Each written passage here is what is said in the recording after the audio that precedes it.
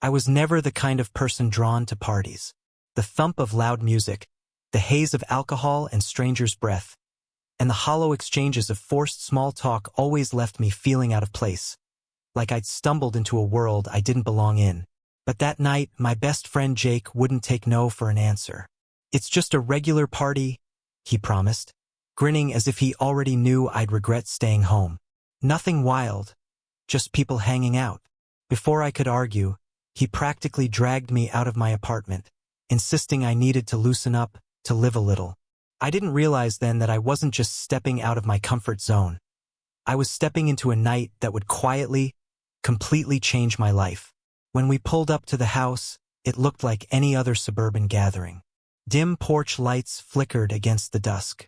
Music floated from a Bluetooth speaker that someone kept adjusting, and clusters of people laughed, danced, or drank in that easy, careless way that always seemed so foreign to me.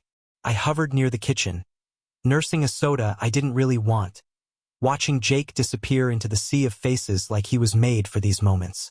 I felt like a ghost at the edge of someone else's story. More than once, I thought about slipping out unnoticed, heading home to the quiet I craved. But some small voice inside me, told me to stay just a little longer. And that's when I saw her. She was sitting alone on the back porch, far from the music and chatter. No phone in hand, no fake smile, no effort to look like she was having fun. She just sat there, still and thoughtful, her eyes lifted to the sky as if searching for something only she could see. In the middle of all that noise, her calm presence was like a breath of clean air. I hesitated, unsure, but there was something about her, a kind of peacefulness that drew me in. It felt like spotting a familiar face in a crowd of strangers, even though I'd never seen her before. I finally found the nerve to walk over, and with a quiet voice, I asked if I could sit with her. She glanced at me, and the smile she offered wasn't a practiced one people give at parties. It was genuine, warm, and it felt like an invitation. I sat down beside her, and from that moment, the party behind us seemed to fade away. The hours slipped by unnoticed as we talked, and it wasn't the kind of small talk I dreaded. It was easy, natural, like we'd known each other for years instead of minutes. She told me about her love for the stars, about stargazing with her dad before he passed, about how the night sky always made her feel close to him, and I found myself sharing things I rarely said out loud. How crowds made me feel like I was drowning, how I longed for quiet moments where I could just be. She didn't judge. She didn't fill the silence with empty words. She simply listened and understood. Truly. And in her presence, I felt something I hadn't felt in what seemed like forever.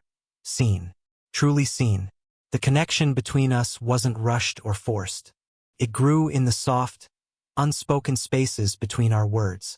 As the night wore on and the air grew colder, guests began to trickle out, their laughter echoing down the street, but we stayed right there on that porch, sharing a blanket someone had forgotten, reluctant to let the moment end. When we finally stood to leave, we exchanged numbers with promises that felt like more than polite goodbyes. And those promises held. We saw each other again and again.